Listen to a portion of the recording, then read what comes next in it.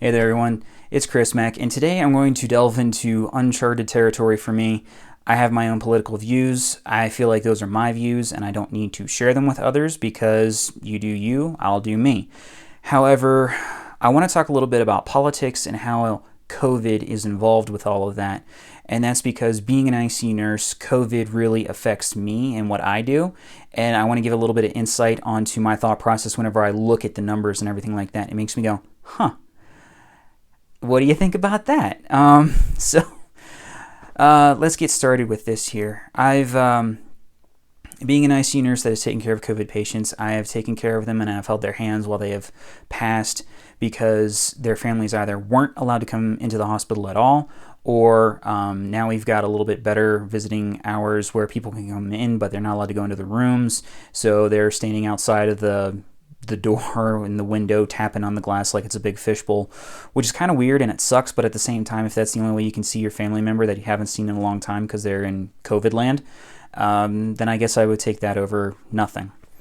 So COVID hits me really hard, and I don't like whenever my job becomes political because that's not what my job is about. My job is about patient care and taking care of others and whatever their needs are, whether it's a physical need because they were in a car wreck and they need their leg put back together, or it's a mental need because even one of the COVID patients I'm taking care of now has been on a ventilator so long laying in bed that now this person is very, very weak and isn't even able to raise their arms up off the bed, and that's frustrating for them. And just telling them, like, look, you know how long you've been here? Well, that's at least how long it's going to take to get back on your feet again, at minimum. So take that into account. We're getting there. One step forward, just take the next step. So I really hate whenever my job becomes politicized because it has no business being there.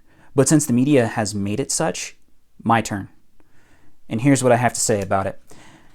Here's a little list that I made. Feel free to pause the video and look at this. Apologize for my handwriting. So when it comes to the 10 states with the lowest number of deaths from COVID, 6 of them are Republican, 4 of them are Democrat, but of those 4, 2 of them have independent senators. So take that as you will. When it comes to the mask requirement, in other words, a statewide requirement, not just the one map that I was looking to use this, there was statewide requirement, no requirements, and then something kind of in the middle. So only statewide requirement. Of those 10 lowest, it was truly a 50-50 split. Whenever it comes to the 10 most, so the top 10 states with the most amount of COVID deaths, 8 out of 10 of them are Democratic. Only 2 of them are Republican. That being said, now there's a little mix. Not all Democrat went the mask route. However, 8 out of 10 were Democrat, and 8 out of 10 have statewide mask mandates.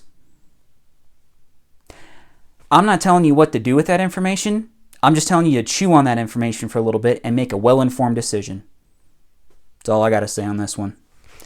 As always, it's Chris Mack.